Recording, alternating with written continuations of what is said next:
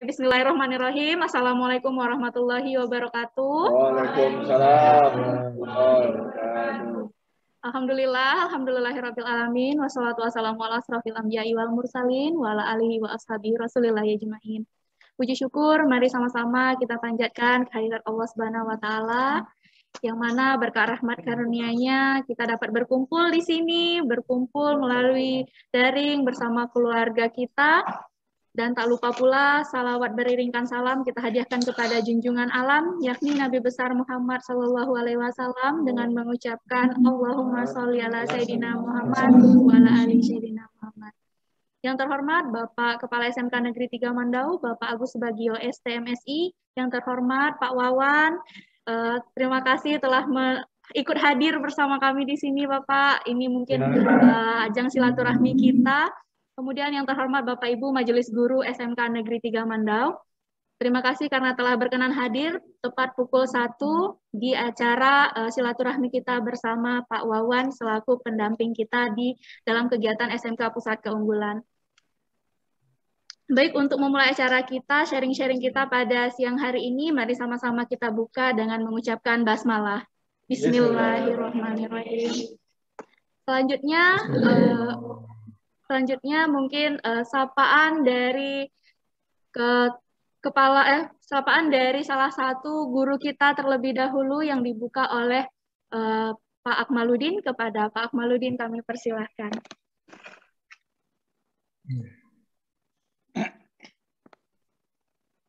Assalamualaikum warahmatullahi wabarakatuh. Waalaikumsalam warahmatullahi wabarakatuh. Yang terhormat Bapak Wawan dari BOE Malang, yang terhormat Bapak Ibu Guru SMK Negeri 3 Mandau. Pertama-tama bersyukur kita kepada Allah Subhanahu wa taala pada siang hari ini. Alhamdulillah kita dalam keadaan sehat semua dan mudah-mudahan selalu dalam lindungan Allah Subhanahu wa taala. Kemudian selawat dan salam kita hadirkan kepada Nabi alam Muhammad sallallahu alaihi wasallam. Allahumma shalli ala Muhammad. Sekali lagi kami dari sekolah mengucapkan terima kasih kepada Pak Wawan selaku pendamping kami SMK Pusat Keunggulan tahun 2021 ini. Banyak yang harus kami tanyakan, banyak yang harus kami bimbing Bapak, karena kami di sini gurunya rata-rata adalah guru muda-muda Pak. Jadi umur rata-rata umur 30-an gitu. Bahkan 20-an ada gitu ya. Jadi kami betul-betul masih kurang pengalaman, mungkin banyak bimbingan dan arahan dari Bapak sebagai seorang pendidik yang mungkin sudah lama berkecimpung di dunia pendidikan Pak. Itu yang pertama yang kami minta arahan dan pengarahan bimbingan dari Bapak. Kemudian juga sekolah, mungkin kepala sekolah mohon maaf tidak bisa hadir saat ini karena beberapa hari ini kepala sekolah sering keluar kota untuk mengikuti BIMTEK dan pelatihan-pelatihan Pak. Jadi walaupun tidak ada kepala sekolah, kami tetap akan berusaha bagaimana kita bisa berdiskusi santai lah pada hari ini Pak. Bagaimana kegiatan pembelajaran khususnya SMK Pusat Keunggulan, SMK Negeri 3 Mandau berjalan gitu Pak. Itu yang kami sampaikan dan mudah-mudahan juga tali silaturahim kita antara SMK 3 Mandau dan Bapak dan juga BOE Malang terus berlanjut gitu. Mudah-mudahan kami selalu dikirim untuk pelatihan-pelatihan berikutnya karena dari yang Bapak sampaikan tadi ada mesin, kita juga ada mesin. Kemudian otomotif, kita juga ada otomotif, bahkan geomatika sana juga ilmu geomatika, di sini juga ada geomatika geospasial gitu Pak. Mudah-mudahan ke depannya kami guru-guru SMK 3 Mandau diberikan kesempatan untuk bisa selalu belajar karena jiwa pemuda nih Pak semangatnya tinggi Pak gitu. Tapi pengalaman kurang gitu. Jadi mudah-mudahan nanti kami diberikan kesempatan untuk program-program yang ada di BOE Malang Pak. Itu yang kami harapkan Bapak. Kemudian di SMK Pusat Keunggulan nih Pak, kami tahun 2020 ditunjuk sebagai SMK COE, kemudian 2021 ditunjuk sebagai SMK Pusat Keunggulan yang lanjutan dari COE yang non fisiknya Pak, yaitu pembelajaran. Jadi mungkin kami banyak nanti minta masukan dan saran dari Bapak untuk bagaimana pembelajaran implementatif dari SMK Pusat Keunggulan ini betul-betul tercapai gitu, terutama bagaimana menyiapkan alumni SMK 3 Mandau siap kerja di dunia industri. Itu mungkin yang dapat kami sampaikan Pak untuk sementara. Nanti kita bisa diskusi santai Pak gitu. Mungkin banyak akan kami tanyakan bagaimana antara pendamping kita dari BOE, dan juga kami juga punya kakak pendamping juga di Politeknik gitu Pak. Bisa saling sinkron data dan informasi sehingga saling bisa berbagi gitu, sharing-sharing Pak. Jadi kemarin kita juga didampingi juga oleh kakak pembimbing dari Politeknik Pak, dari Politeknik Negeri Bengkalis kita pembimbing Politekniknya. Mungkin dari balai adalah dari BOE, dan kami nanti banyak arahan dan informasi yang terbaru yang mungkin Bapak dapatkan dari direktorat Pak, itu yang kami harapkan Pak. Mungkin demikian yang dapat kami sampaikan Pak untuk sementara. Setelah ini kita akan diskusi Pak itu. Wassalamualaikum warahmatullahi wabarakatuh. Waalaikumsalam. Terima kasih Pak Akmal. Selanjutnya dari Pak Wawan mungkin untuk sepatah dua patah kata untuk pembuka kita pada siang hari ini. Kepada Pak Wawan, saya persilakan. Terima kasih. Assalamualaikum warahmatullahi wabarakatuh, kawan-kawan. Waalaikumsalam warahmatullahi wabarakatuh. Alhamdulillah, puji syukur kehadirat Allah, kita masih diberi sehat, gitu ya. Salawat dan salam tetap tercurah kepada junjungan kita Nabi besar Muhammad SAW. Kawan-kawan sekalian, karena sekolah ini dulunya sudah COE, kemudian sekarang menjadi PK, secara teoritis Pak, kerjaan saya itu tidak berat. Kenapa? Karena teman-teman di sini sudah tahu ruh dari COE dulu itu seperti apa, itu kan sudah. Kan dulu ruhnya COE itu kan kita awali dari MOU, kesepakatan kurikulum bersama antara sekolah dan IDUKA, kan gitu ya. Ya, begitu ya. Tahun lalu kan begitu ya. Oke, nah dari kesepakatan itu kemudian diturunkan menjadi banyak hal. Jadi, fasilitas yang dipakai itu punya siapa? Apakah fasilitasnya punya SMK atau punya IDUKA? Atau fasilitas bersama-sama? Ataukah IDUKA memberi fasilitas ke SMK? Kan begitu. Pengajarnya juga, apakah pengajarnya dari IDUKA? Karena kalau di COE kemarin ada syarat, ada guru dari industri itu 50 JP kan ya per satu semester kan itu. Betul nggak? Ingat kan ya? Ada klausul begitu. Kemudian ada PKN, mana PKN dilaksanakan. Lalu magang guru, ya kan? Bagaimana magang guru dan disertifikasi. Itu Pak, untuk yang kemarin ya, untuk yang kemarin COE, saya kira ini teman-teman sudah. Nah, untuk yang besok ini Pak, yang implementasi pembelajaran, memang untuk kawan-kawan yang kelas 10 agak sedikit ya kerja keras, karena ada perubahan yang cukup signifikan gitu terkait dengan pembelajaran dengan paradigma baru. Sebenarnya itu kan kurikulum baru gitu aja Pak. Cuman Mas Menteri nggak mau dibilang pembelajaran dengan nggak mau dibilang ini kurikulum baru gitu, nggak mau pembelajaran dengan paradigma baru, sama aja sih Pak. Jadi teman-teman sekalian, kurikulum ini berubah drastis itu di 2013. Jadi setelah 2013 sampai sekarang, sampai yang sekarang kita ada P5BK, ada P3, profil pelajar Pancasila itu segala macamnya itu masih melanjutkan dulu yang 2013. Karena di 2013 itu kita merubah pembelajaran, landasan pembelajaran kejuruan, ya, saya ulang lagi, landasan pembelajaran kejuruan itu dirubah total dari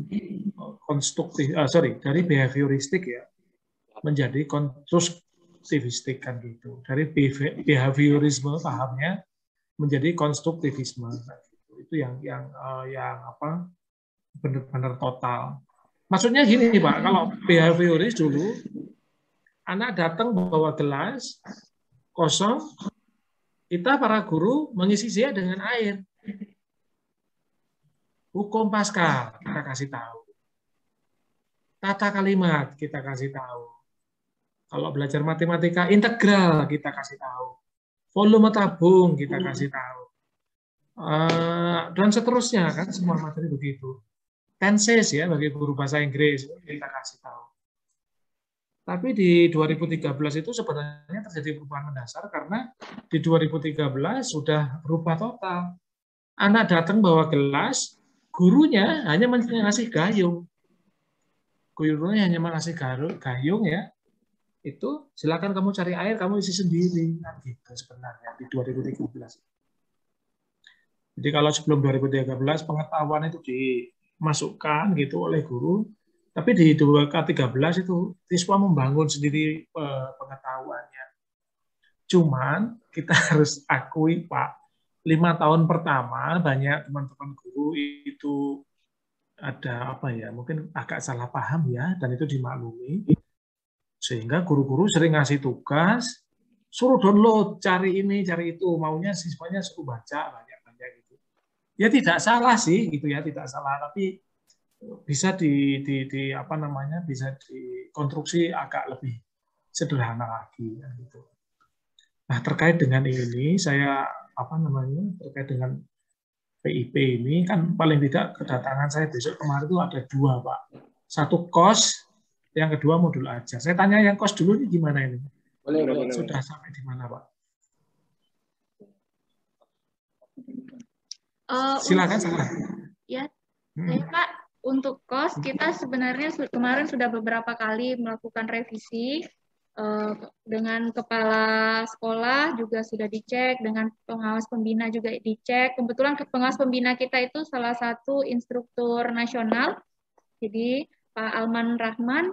Kemudian kemarin juga dengan kakak pendamping juga sudah Politeknik Negeri Bengkalis, kemarin juga sudah kita lakukan pengecekan kembali. Kemudian yang kemarin Bapak beri masukan juga sudah kita revisi. Jadi sekarang masih tahap penyempurnaan mungkin gitu Pak. Tapi untuk ke dinas kita sudah selesai, kita sudah oke, namun masih terus kita lakukan pembaharuan seperti itu Pak. Kalau kos kami ini karena ini kan kurikulum masih baru.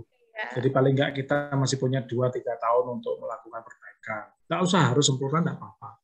Biasa-biasa saja. Oh iya, saya tadi lihat ada yang tanya, Pak, bagaimana dengan program diklat? Karena di Malang ada mesin, ada sepeda motor, ada otomotif. Gini, Pak, karena SMK Negeri 3 Mando ini sudah masuk SMK COE atau PK yang sekarang, maka sekolah-sekolah yang masuk ke SMK PK itu mendapat perlakuan khusus, Pak, dari kami.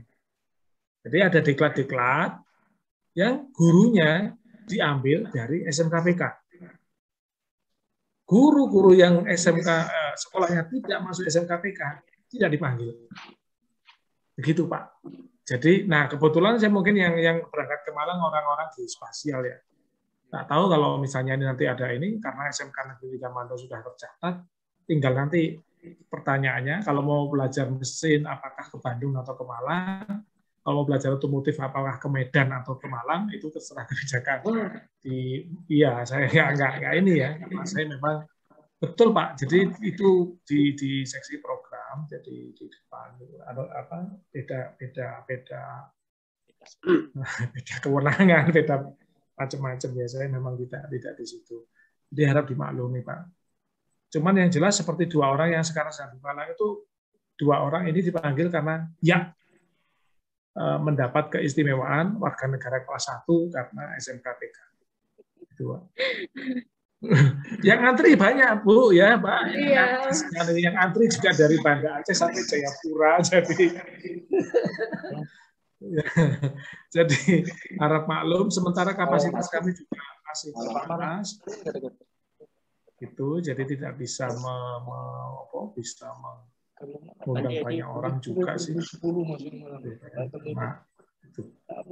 Kemudian tentang pembelajaran, terus sudahlah, kos anggaplah begitu. Kalau yang modul ajar gimana ini? Apakah yang mungkin bisa mewakili salah satu untuk terkait dengan modul ajar? Pak, tambahan kos dulu. Pak, ada kos kemarin pendamping dari Polbank Pak. Masalah format terbaru dari itu peta jalan. Peta jalan masuk sini ya. Oh, peta jalan ada sendiri Pak. Jadi agak beda. Enggak masuk bimbingan Bapak ya. Enggak, Pak. Bukan. Oke. Tapi saya tahu kalau peta jalan. Jadi gini, Pak. Teman-teman teman-teman dari perguruan tinggi vokasi itu ya bangun peta jalan, terus arah ke depan, arahkan kemana, kemudian penguatan dengan kerjasama dengan industri, itu adalah wilayah dari teman-teman perguruan tinggi vokasi, baik universitas maupun politeknik. Nah, kami yang dari Balai ini fokus di implementasi. Berarti kos modul, Pak ya? Kos aja. Lebih bukan ya, di fokus di modul ajar lah, modul ajar. Ya nanti mau kos mungkin tetap dilihat gitu ya, diamati sama-sama. Kemudian kan ada P5BK, ada IPAS. Untuk IPAS ini udah ketahuan nggak ini proyeknya mau ngambil apa? Untuk IPAS kita proyeknya ada yang kompos, Pak. Kemudian lumayan banyak sih, Pak. Udah kita atur kemarin, udah kita buat proyek-proyek per elemennya. Kemarin guru IPAS sudah. Per jurusan ya? Atau apa ya namanya? Iya, kami sesuai dengan jurusan masing-masing.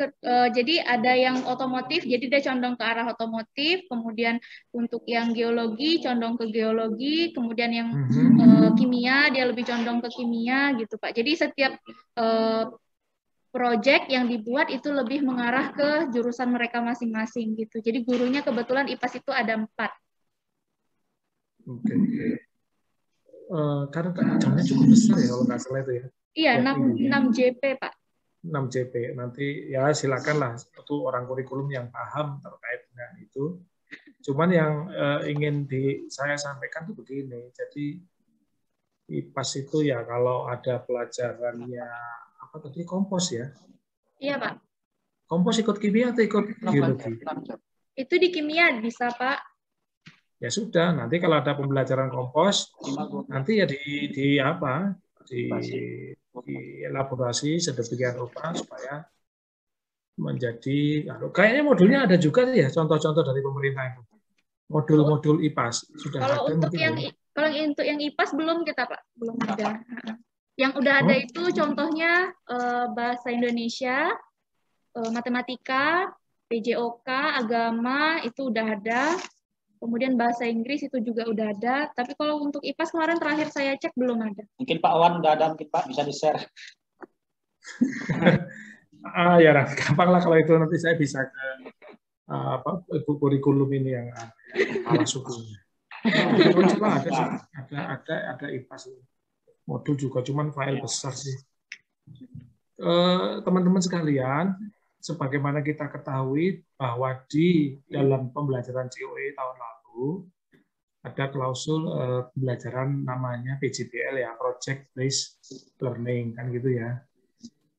Masih ingat ya kan? Nah, di dalam PJBL itu diharapkan ada sumbangsih dari mapel-mapel pendukung. Misal, IPAS-nya membuat listrik tenaga angin, misalnya. Misalnya ini contohnya enggak ini ya, pembangkit listrik tenaga angin. Maka nanti mapel yang mendukung apa? Oh, matematika, ya pasti. Oh, fisika. Maka fisika dicarikan itu. Iya, benar, Pak. Sesuatu yang berhubungan dengan itu ya listrik kan gitu, berhubungan dengan listrik. Oh, gambar teknik. Ya, berarti nanti guru gambar teknik memberi materi ke arah itu, pembangkit listrik tenaga angin. Bahasa Inggris? Iya, sama. Nah, gitu ya. Bahasa Indonesia sama. Mereka memberi warna gitu ya kepada proyek itu. Kemarin ada pertanyaan dari salah satu sekolah, Pak, saya guru bahasa Inggris dengan kurikulum baru ini saya ngajarnya bagaimana? Saya juga bingung loh. Kenapa guru bahasa Inggris begini ya? Yang ngajarnya ya seperti tahun-tahun lalu aja, Bu. Ya, itu ada guru bahasa Inggris itu. Halo. Mem. Ada itu di situ kayaknya guru bahasa Inggris. Ada, Pak. Nggak tahu saya. Boleh lambai-lambai. Lambaikan tangan. Ngajarnya tetap saja, tapi nanti mungkin teman-teman di bahasa Inggris, karena di kelas 10 ini bahasa Inggris dan matematika itu sama dengan di SMA, ya jadi nanti tinggal disesuaikan CP-nya. Hanya mungkin kalau mau agak berhubung ya cari aja di Google.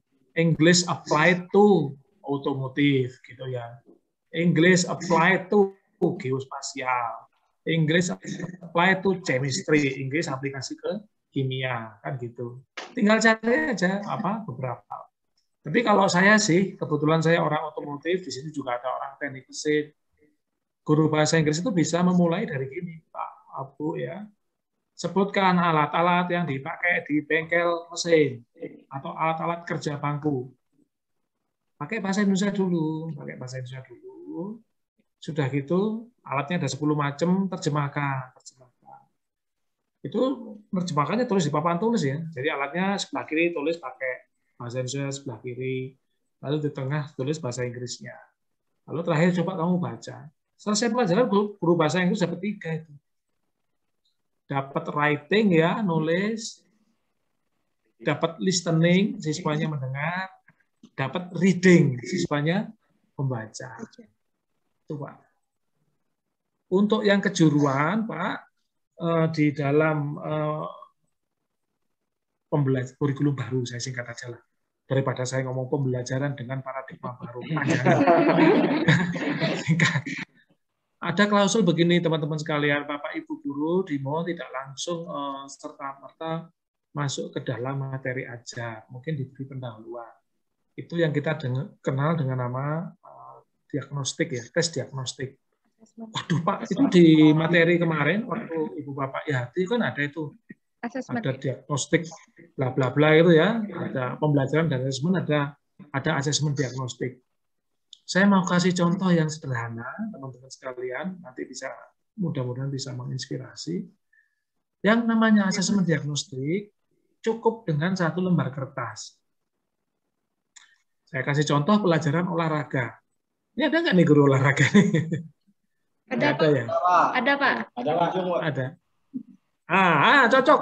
Ya cocok. Ada guru olahraga. Pak guru olahraga, misalnya ini contoh Pak, ini contoh saja. Ini contoh Pak. Pada hari ini kita akan belajar basket, namanya dribble gitu ya. Misalnya ini contoh Pak, dribble.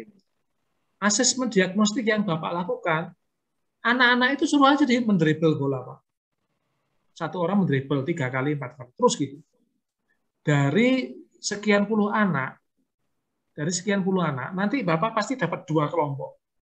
1 kelompok bisa, 1 kelompok belum benar dribblenya. Ya, itu namanya X0 Pak. Itu namanya X0. Nah, anak-anak yang sudah agak bisa mendribble diminta mengajari anak-anak yang belum bisa melakukan dribble. Inilah K13-nya di sini, Pak. Konstruktivisnya di sini. Dia membangun pengetahuan, kan gitu. Lalu, setelah anak-anak yang sudah kelompok bisa, walaupun sedikit ngajari yang belum bisa, ya sudah, memang belum benar, Pak. Baru Bapak masuk X1. Cara mendribble bola, cara melakukan dribble pada permainan bola basket adalah sebagai berikut. Bapak beri contoh. Selesai, Pak. Guru olahraga adalah guru mapel yang paling bahagia di SMK. Saya kasih tahu rahasianya, Pak. Saya kasih rahasianya begini. Di tengah semester, guru mapel olahraga sudah bisa mengisi rapor. Kenapa? Nah, ini ada alasannya, Pak.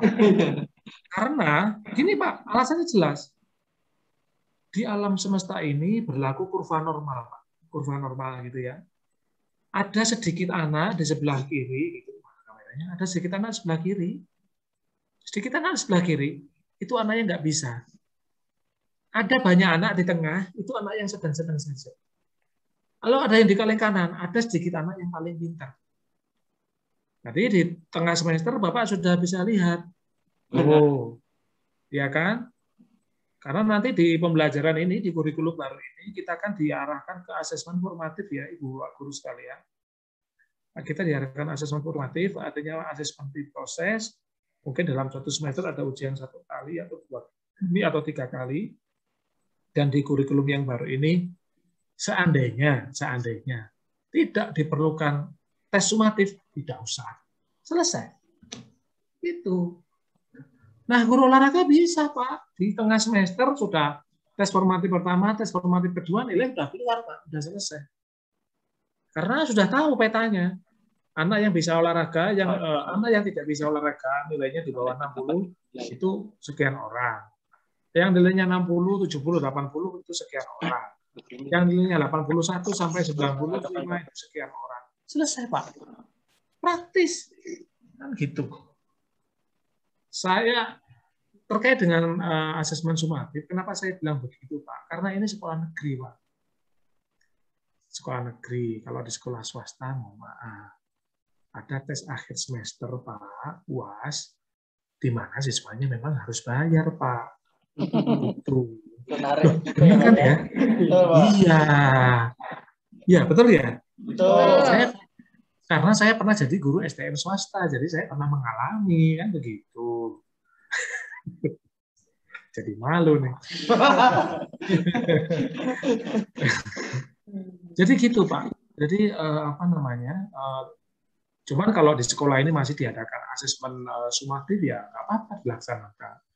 Kembali ke mapel olahraga, Bapak guru mapel olahraga, kalau sudah asesmen sumatif akhir, ini alternatif, Pak ya. Kalau seandainya Bapak sudah dapat nilai dari tes formatif 1, 2, 3 gitu, sudah dapat nilai, maka ini saran, Pak, hanya sekedar apa? Mungkin uji coba atau apa. Besok di bulan Desember saat tes sumatif, kalau dilaksanakan itu, untuk mapel olahraga silakan membuat soal kualitatif, bukan kuantitatif, soal yang subjektif, ngisi, bukan multiple choice. Dan Bapak tidak harus koreksi, tidak usah dikoreksi. Bagaimana bunyi soalnya? Begini. Dikasih soal dua macam A dan B gitu ya. Karena kan siswanya ada yang laki-laki, ada yang perempuan. Soal A, misalnya ini Pak contohnya. Soal K, soal jelaskan cara transisi dari posisi menyerang ke posisi bertahan dalam permainan sepak bola. Terus anak perempuan nggak mungkin milih soal ini, Pak. Ya kan? Anak perempuan nggak milih soal ini. Soal yang B, misalnya ada permainan voli, ya voli bukan sudah pernah latihan. Jelaskan fungsi masing-masing passing, gitu ya, kan gitu, passing atas, passing bawah, passing tengah, udah selesai. Atau Bapak bisa bikin soal untuk yang tidak gender, laki dan perempuan, langsung aja apa namanya, bikin soal gini, apa namanya, yang berkait dengan apa, jelaskan prosedur misalnya melakukan dribble di permainan basket. Dia nggak usah baca buku, Pak, karena dia sudah latihan tiap hari mukul bola.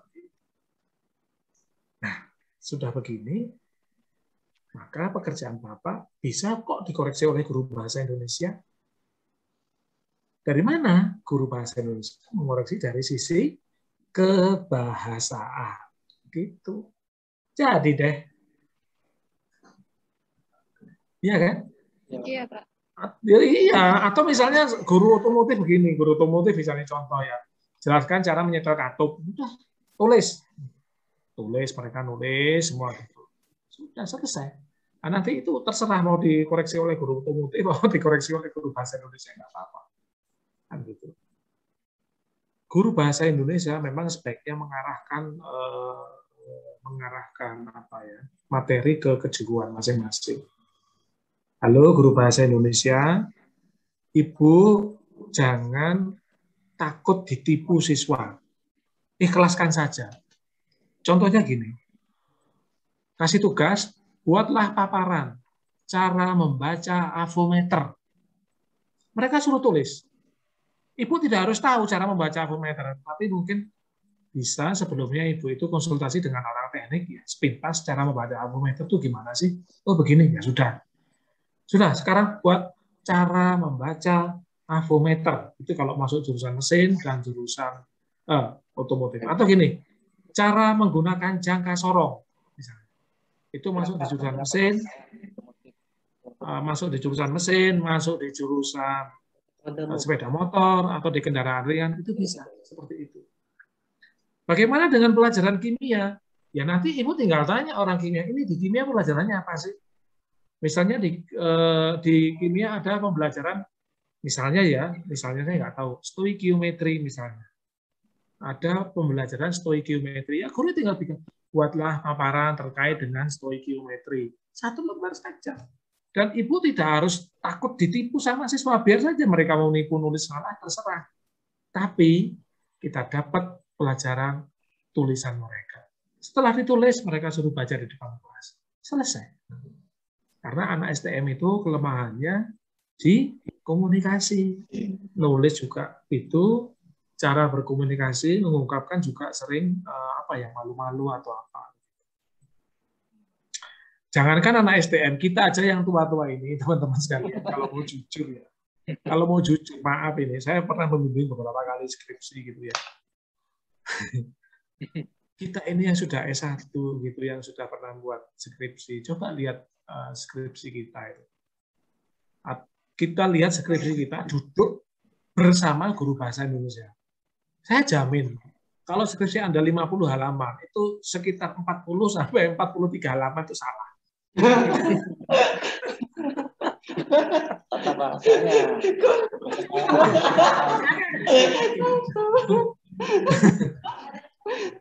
Halo guru bahasa Indonesia. Ada ya guru bahasa Indonesia? Ada. Pak Anang, Pak pun saya tahu. Di mana salahnya, Pak?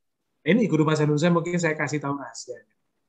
Kesalahan mendasar anak STM, anak kuliah, S1, S2, S3 sama, Pak. Para penulis itu sering lupa dengan definisi kalimat. Saya ulang lagi, orang-orang siswa SMK, SMA, S1, S2, S3 sama, sering lupa dengan definisi kalimat.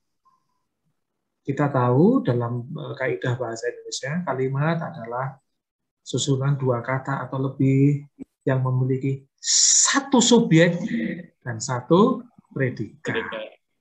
Iya, coba lihat skripsi Anda, halaman 1, 3, 7, 18. Saya yakin itu ya, nanti itu pasti ada yang karena tidak ada subjeknya atau tidak ada predikatnya. Atau mereka menulis 1 paragraf itu menjadi 1 kalimat.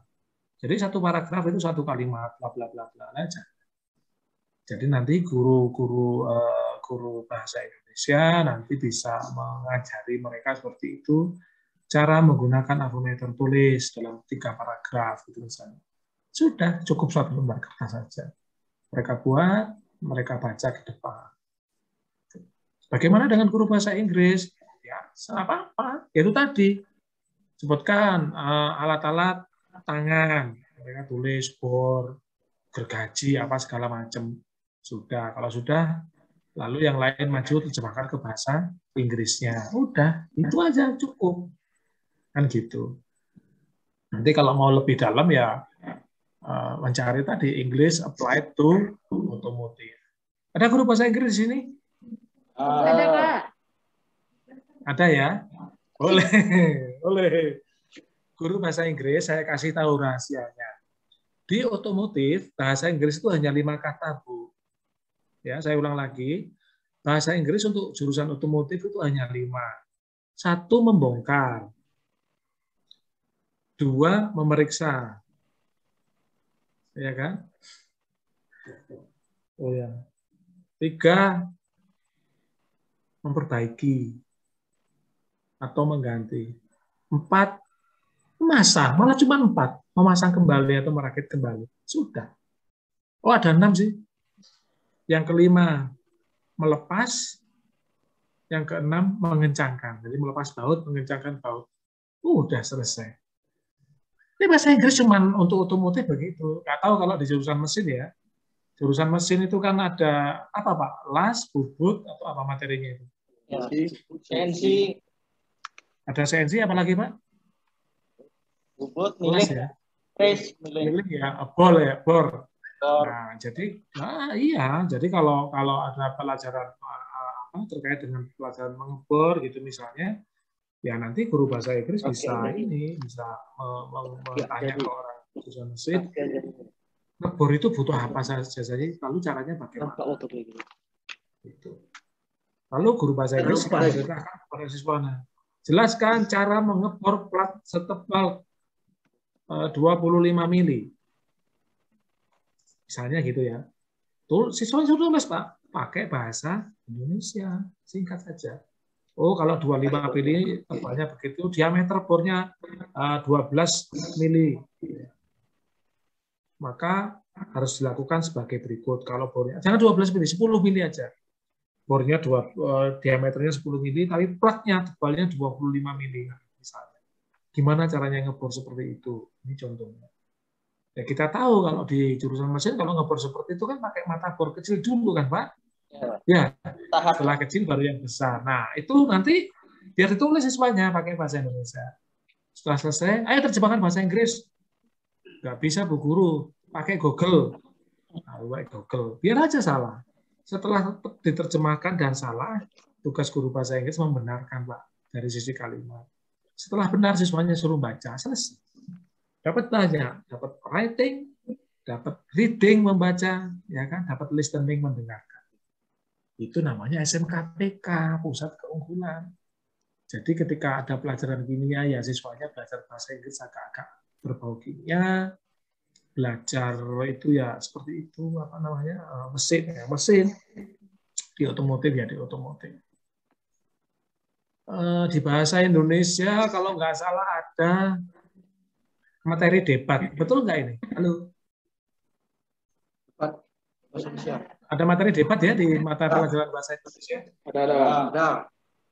Nah, itu nanti gurunya bisa gini kalau dimasuk kelas otomotif. Jangan dikasih topik yang ini ya. Anak-anak minggu depan kita debat apa yang kalian pelajari dari sinetron Ikatan Cinta misalnya kan, yuk. Enggak ya, enggak. Bisa begini debatnya. Masuk jurusan otomotif debatnya begini. Ayo silakan, kelompok saya bagi dua. Kelompok A pro mesin diesel, kelompok B pro mesin bensin. Silakan berdebat. Mana yang lebih bagus? Mana yang lebih efisien? Mesin dengan bensin atau mesin dengan diesel? Itu debat. Bu guru bahasa Indonesia tidak harus tahu. Tidak harus tahu. Tapi paling tidak siswanya bisa berdebat, bisa mengungkapkan pendapat. Itu. Cuman sebelum debat dimulai, bolehlah ibu-ibu guru bahasa Indonesia tanya dulu ke teman-teman produktif. Nah ini Pak, Bu ya, pembelajaran yang sekarang ini kayaknya agaknya kita arahkan ke sana. Jadi ada intervensi dari mapel-mapel itu ke arah kejuruan. Cuman saya hanya berpesan, Pak, apa yang saya sampaikan ini untuk guru bahasa Indonesia, matematika, mungkin bahasa Inggris tadi, lakukanlah 1 kali saja dalam 1 semester. Dulu jangan banyak-banyak, 1 kali aja. Jadi guru bahasa Inggris menjelaskan tentang kimia cukup 1 kali. Masuk kelas kimia, ayo jelaskan tentang reaksi kimia gitu ya. Misalnya loh ya, tentang perubahan kimia, jelaskan. Muridnya nulis bahasa Indonesia, satu orang menerjemahkan ke bahasa Inggris, lalu gurunya membenarkan, 1 orang lalu membaca, selesai. Tapi 1 kali saja dalam 1 semester, jangan kencang-kencang, berat ya. 1 kali saja, pelan-pelan. Terutama di kelas 10, karena mereka itu kan ini Pak, anak kelas 10 itu Pak, psikisnya, pikirannya masih SMP, Pak. Jadi saya ulang lagi, anak kelas 10, psikisnya, pikirannya masih SMP. Mereka masih bermain-main dan ya seperti itulah, masih kekanak-kanakan ya mungkin, masih bisa. Nah kita yang pelan-pelan beri warna kejuruan pada urat nadi mereka, begitu. Baik, itu tadi contoh pertama kalau asesmen diagnostik pada pelajaran olahraga. Bagaimana di jurusan mesin dan otomotif? Saya tidak paham dengan geospasial atau geospasial atau kimia sama. Saya kasih yang pakai alat ya. Untuk jurusan mesin dan otomotif atau geospasial sudah dikasih kertas 1 lembar, Gambarnya alat, Pak. Gambarnya alat, apapun, palu, boleh, kikir, boleh. Jangan dikasih apa nama, cuman gambar, sebelah kanan itu fungsi. Sudah siswanya suruh jawab. Bagi yang bisa jawab, itu berarti kelompok A sudah tahu. Atau mungkin Bapak gini aja, daripada pakai kertas, masuk kelas, bawa seberangkat alat gitu, ditunjukkan satu-satu. Ada palu kuningan, ada palu plastik, ada palu besi. Tunjukkan satu. Ini fungsinya apa? Fungsinya apa? Fungsinya apa? Yang bisa langsung dikelompokkan, kemudian yang tidak bisa juga dipisah. Itu namanya X0, Pak. Pengetahuan tentang peralatan ya. Atau apa namanya kalau di PTDU atau apa ya? Saya tidak hafal. Dipisah. Lalu gurunya, anak-anak yang sudah mengerti itu memberitahu kepada yang belum mengerti. Namanya pembelajaran sebaya. Setelah selesai, sudah tahu fungsinya apa, cara makainya bagaimana, baru gurunya memberi contoh. Gitu, Pak. Ini cocoknya kalau yang pakai X0 itu kalau di bengkel, Pak. Jadi misalnya pelajaran mikir, ayo silakan. Satu orang diambil, kamu ngikir, gitu. Dilihat caranya ngikir, gitu. Lalu satu orang lagi dilihat satu dua ayunan begitu, sudah dilihat. Nah, nanti yang mikirnya agak benar diberitahu untuk ngajari yang belum bisa. Itu X0, Pak. X1-nya baru gurunya maju. Jadi prosedur mengikir adalah sebagai berikut kira-kira. Tadi sudah dicontohkan. Itu, Pak. Konstruktivisnya di situ, K13-nya di situ, implementasi pembelajarannya di situ. Jadi kita tidak memberi siswa itu gelas kosong lalu kita isi, tapi kita memberi siswa itu gelas kosong bersama ciduknya supaya dia bisa mengisi air sesuai dengan kapasitasnya. Anak Indonesia STM itu adalah anak yang paling cerdas sedunia dibandingkan bahkan dengan anak-anak Eropa. Anak Indonesia anak yang paling cerdas sedunia, Pak. Kenapa? Karena mapelnya banyak. Dari SD mapelnya udah banyak ya, Pak ya? Nah, dibandingkan dengan anak-anak di Jerman, di Prancis, di Italia, negara-negara. Mereka mapelnya sedikit. Di Jepang, mapelnya sedikit, ya kan? Di Indonesia mapelnya banyak, jadi ya kalau oleh karena itu bagi teman-teman guru saya kira perlu semacam lapang dada mungkin, karena tidak semua anak itu bisa olahraga, tidak semua anak bisa matematika, tidak semua anak senang bahasa Inggris misalnya, tidak semua anak itu senang mata pelajaran yang lain, tidak semua anak itu. Jadi kalau mereka ada yang prestasinya di bawah, ada anak yang hobinya sepak bola saja, ya udah biarkan dia jadi sepak bola. Jangan disuruh volley, Pak. Nanti dia malah itu. Ya memang anak-anak punya kecenderungan masing-masing. Nah, nanti sekolah tinggal membentuk karakter mereka menjadi apa itu, Pak? Kalau sekarang P3 ya. Apa namanya sekarang, Pak? P3, profil pelajar P5BK. Kalau di zaman Pak Harto dulu apa namanya? Nggak ada yang tua ya, cuman saya yang tua ini. PMP. Di zaman Pak Harto dulu namanya P4, Pak. Oh ya, baru PMP. PMP, Pak. Pelajaran PMP. Ya, P4 itu dulu. Pedoman pengamalan Pancasila. Ini ada yang tua, Pak. Ya. Ini satu. Ini tua, Pak. Oh, halo Pak. Dari Aceh, Pak. Sama-sama di atas 50, Pak ya, nggak apa-apa. Oh, belum, Pak. Belum. Tapi P4 ada, Pak. Saya pernah ketemu di P4 waktu di masih STM waktu biasanya kalau mau masuk sekolah itu biasanya sebelum masuk ke sekolah, Pak.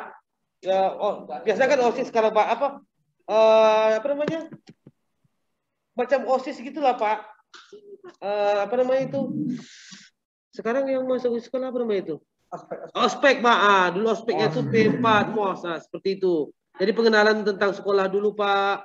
Kita pengalaman Pancasila di situ, nanti baru setelah seminggu baru masuk ke pembelajaran di kelas 1. Di zaman dulu seperti saya pernah sekolah seperti itu, Pak. Iya sama ya. Iya.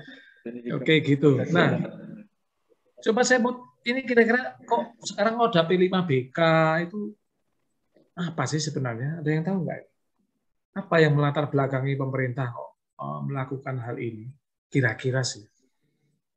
Ada ide nggak Pak? Kok sampai ada P5? Kurangnya pengetahuan anak-anak zaman sekarang tentang Pancasila, Pak. Sedangkan Pancasila aja mereka banyak yang nggak tahu, Pak. Ya, iya. Banyak nggak hafal, Pak. Waduh, ini upacara padahal tiap Senin ya. Iya, kenyataan memang seperti itu kita jumpai kadang-kadang, Pak, di lapangan. Ya, sebenarnya ini Pak,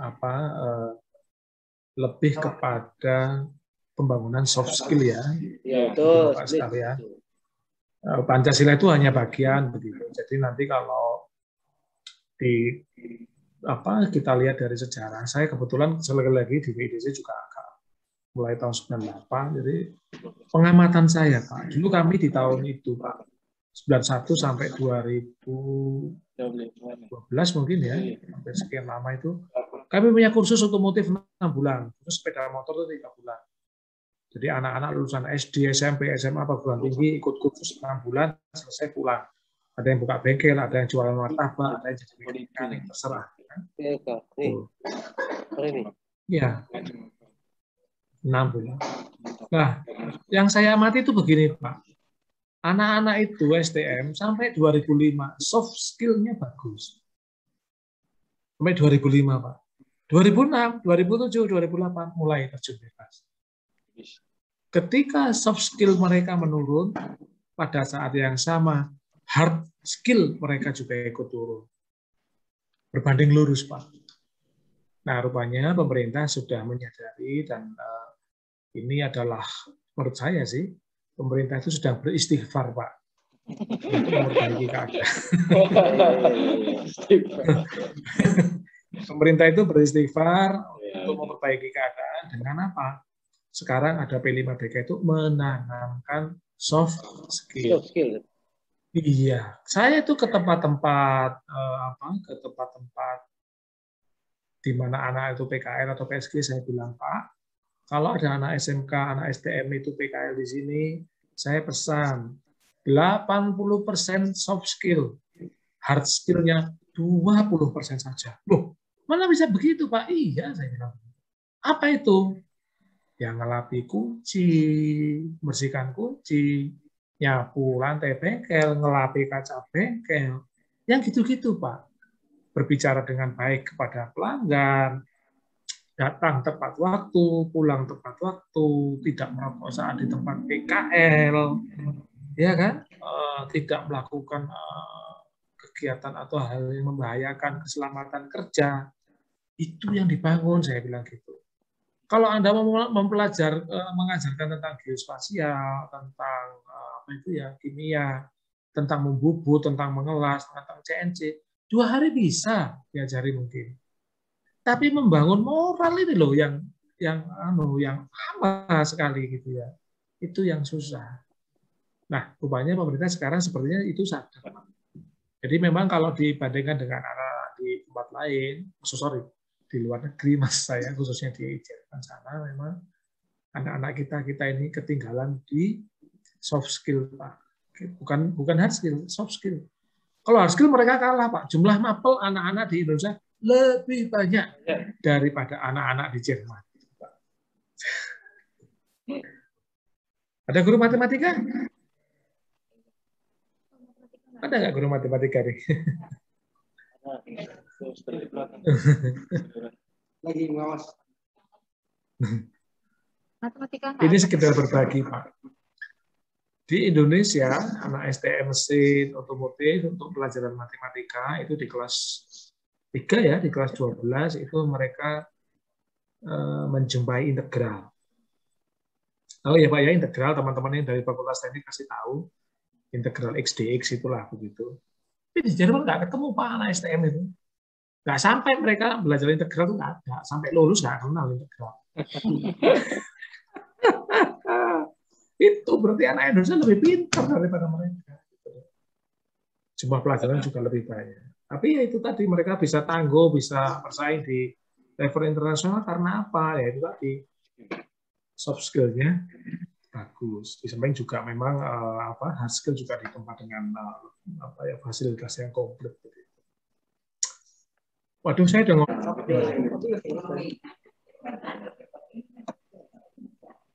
You speaking English. Speaking English. How are you? Assalamualaikum warahmatullahi wabarakatuh. Waalaikumsalam. Ada pertanyaan, Bu? Silakan. Silakan aja, Jamel. Iya, Nggak apa-apa. Kalau ada pertanyaan, silakan.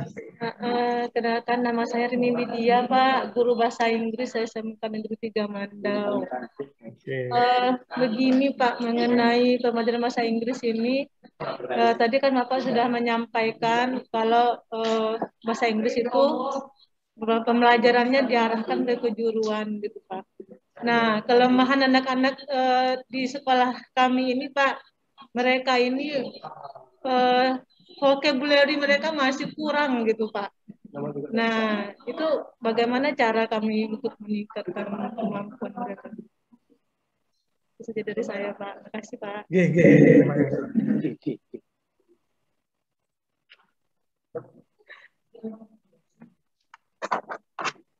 Jadi kalau vocabulary ya tadi saya bilang itu, Ibu masuk jurusan kimia ya suruh aja mereka bicara tentang peralatan di laboratorium pakai bahasa Indonesia.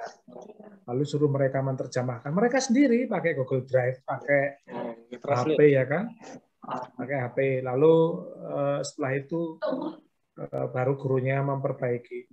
Ibu bapak sekalian, memang ada kesalahan fatal ya dalam pembelajaran bahasa Inggris di Indonesia ini. Kesalahan fatal dan mendasar dan mengakar dan menular. Saya nggak tahu ngomongnya kayak apa lagi. Dalam ini. Begini, saya kasih fakta, Pak. Waktu kecil, waktu kita bayi, kita belajar bahasa ibu di daerah masing-masing. Orang tua kita mengajari kita mam gitu ya. Apa begitu kan. Itu namanya bahasa gitu loh. Itulah bahasa gitu loh. Tapi ketika ibu dan bapak termasuk saya dulu masuk SMP, begitu masuk ke kelas di SMP yang kita pelajari adalah this is a book. Kan gitu kan? This is a pen. Ini bukan bahasa, Pak. Ini tata bahasa Inggris. Kalau mau belajar bahasa, ya nanti guru bahasa Inggris ya gitu tadi. Misalnya gini, sebutkan peralatan untuk mengelas gitu ya. Tapi Ibu sudah punya guru bahasa Inggris, sudah punya kuncinya dari guru las, bahwa peralatan untuk ulas itu adalah A, B, C, D, E sudah. Dalam bahasa Indonesia nggak apa-apa. Lalu nanti siswanya suruh maju nulis pakai bahasa Indonesia. Setelah siswanya sudah, satu orang begitu atau lima orang sebelahnya lagi suruh menulis bahasa Inggrisnya. Sudah. Lalu 5 orang lagi suruh membaca. Sudah. Itu belajar bahasa gitu loh. Jadi kalau mengelas argon itu apa itu namanya? Itu butuh apa sih kan gitu ya? Butuh api, butuh asitelin, butuh oksigen, butuh kawat las. Itu sudah tuh dia tulis saja. Lalu nanti mereka terjemahkan. Itu udah. Guru bahasa Indonesia tinggal melengkapi. Apa? Jelas, buatlah paparan cara mengelas asitelin pada pipa. Mau benar mau salah guru bahasa Indonesia diam-diam aja. Nggak apa-apa, benar atau salah nggak apa-apa. Tapi nanti Ibu dapat 2 hal. 1 tulisan, 2 komunikasi. Itu Pak. Ya, Bu Guru Bahasa Inggris saya kira begitu. Ibu tidak usah belajar seluruh mapel kejuruan, nggak usah. Ambil yang pokok-pokok saja. Jadi kalau di mesin sama otomotif cukup peralatan gitu ya. Nanti yang geospasial mungkin juga gitu. Kalau di pertambangan mungkin jelaskan macam-macam lapisan tanah gitu. Misalnya apakah itu betul atau tidak. Udah gitu aja. Lapisan A, lapisan B, lapisan D, dan seterusnya. Di kimia juga gitu. Sebutkan parameter kimia atau sebutkan senyawa karbon gitu misalnya, macam-macam setiap karbon. Ada guru kimia di sini ya? Ada Pak, ada Pak. Ada Pak. Ada ya. Ada akan ada kan ya CnH2n plus 2, CnH2n-1, CnH2n plus 1. Ahli kimia, Pak. Iya Pak, betul ya Pak. Mudah-mudahan tolong dikoreksi kalau saya salah Pak. CnH2n plus 1, CnH2NOH gitu misalnya. Senyawa alkohol, metanol. Alkohol ya metanol. Kalau CnH2n-1 il ya, berakhir il kalau nggak salah. Alkil. Kan begitu. Itu Pak, kalau yang ya sudah gitu-gitu aja. Gurunya enggak. Dan satu semester saya bilang cukup 1 kali. Di awal pembelajaran cukup 1 kali. Nanti di tahun-tahun depan bolehlah 2-3 kali. Karena ini kurikulum baru, semua kita orang masih mencari bentuk, mencari jejak, ya kita awali dengan pelan-pelan dulu, Pak. Itu. Ya. Oke. Ada lagi Pak? Yang di Pak Ridwan, ada mau tanya Pak Ridwan? Bu Eni? Bu Refda, gimana Bu? Guru IPAS Bu, IPAS. Ada mau tanyakan Bu? Pembelajaran IPAS Bu.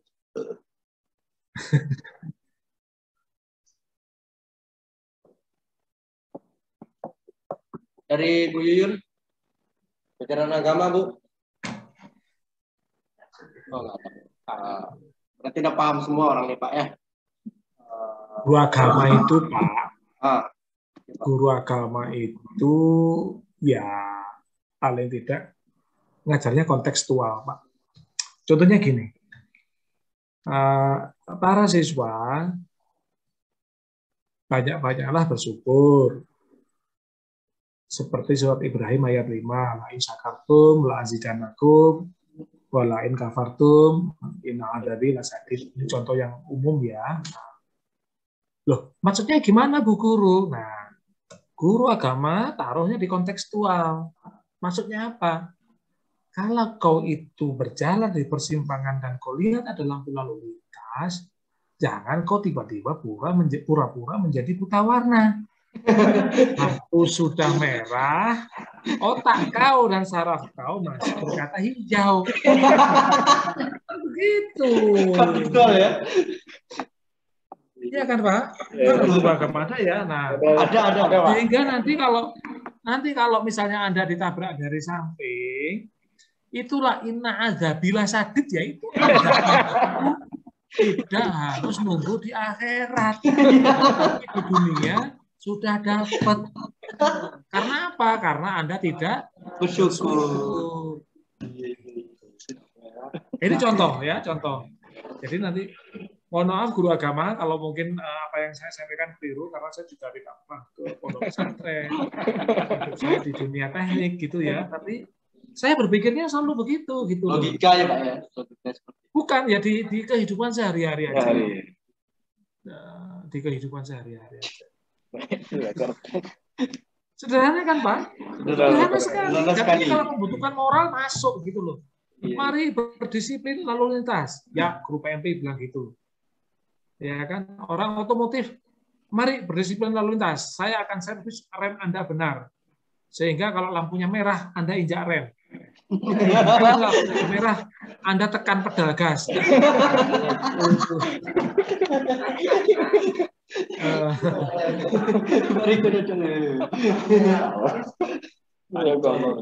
guru agama juga bilang, kalau kalian diberi mata penglihatan yang normal, disyukuri. Kalau dikasih merah, ya berhenti. Karena inna adzabila sadid tidak harus menunggu akhirat. Nah, langsung sudah diseruduk dari samping kan.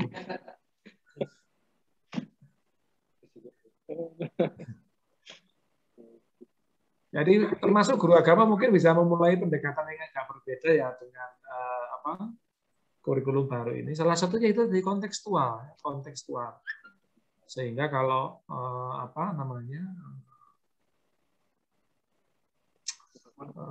misalnya sholat, pelajaran sholat itu ada waktunya, berarti ya maunya itu diajari disiplin kan. Ada guru agama? Ada Buyun sini. Bapak nih mau Penasaran Buyun sini Buyun. Ini dari Ponorogo, Pak, Ponorogo. Nih, Cepat. Mbak, sini Mbak. Ya. Udah diincer-incer ya tadi.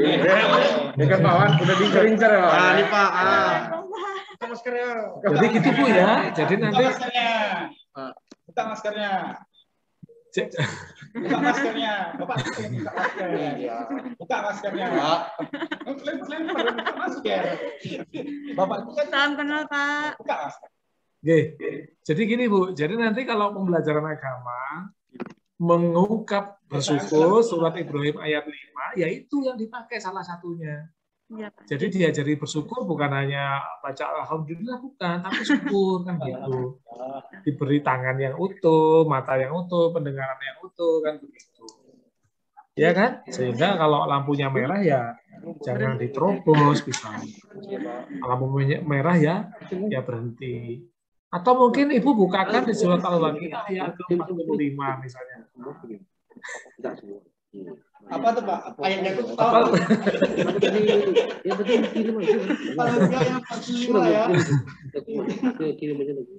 Ya nanti dicari ya surat Al-Waqiah.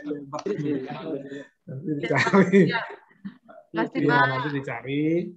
Sehingga nanti kita cari kontekstualnya itu apa, kan gitu ya. Jelasnya Pak, contohnya seperti apa tuh Pak? Kalau Kiai ayat 45.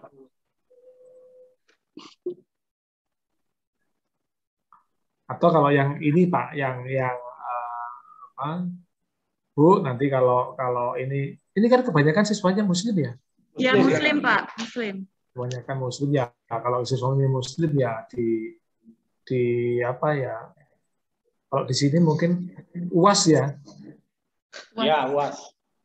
Iya, kalau di sini sebaiknya itulah cukup dimotivasi atau disuruh-suruh sering-sering mengikuti kajian punyanya UAS, baik mungkin di rumahnya kalau dekat-dekat sini atau mungkin lewat YouTube atau apa kan gitu. UAS kan juga cukup baik ya, baik ya. Apa namanya? Kajiannya cukup mendalam lah kalau itu. Itu Bu. Jadi ketika membelajarkan syukur itu tidak cuma syukur lalu baca alhamdulillah tidak. Tapi dilihatkan dengan apa namanya? Dengan sekeliling kita kan. Kehidupan sehari-hari. Apalagi contoh yang sekarang yang paling lagi ngetren ini Bu, musim pandemi. Apa yang kita ajarkan Bu? An-nadhafatu minal iman. Iman. Kebersihan itu sebagai daripada iman. Nah, iya sudah. Berarti banyak-banyak bersih. Tapi itu Bu, maaf ya Bu ya. Iya Pak. Hadis itu tidak berlaku bagi orang bengkel. Iya. Sama. Orang bengkel. Iya kan? Iya betul Pak. Orang bengkel itu kadang-kadang tangganya masih setengah kotor sudah makan Bu pakai tangan. Benar Pak. Betul ya? Nah, di situ kan cocok bagi mereka Pak. Dan mereka tidak pernah sakit, itu heran. Itulah hebatnya Pak. Orang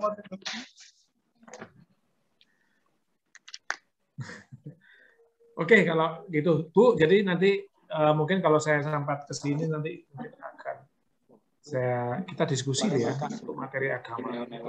Walaupun saya bukan kiai, bukan ustaz, apapun enggak ya, cuman bagi saya itu kita cari-cari apa ya hubungan di mana dia bisa dimanfaatkan untuk ke kehidupan sehari-hari. Ya Pak. Pak. Oh, ini orang Jawa ya? Ponorogo Pak, asli Pak. Oh iya Bu, sama-sama. Coba Pak, ajak bahasa Jawa Pak. Kami orang Sumatera kan nggak pandai bahasa Jawa Pak. Iyalah paling berbahasa Jawa. Iya, orang Jawa. Sasar. Jawa kesasar Pak. Jawa kesasar ya. Berarti di sini ini saya yang paling tua ya. Waduh, kasihan sekali saya.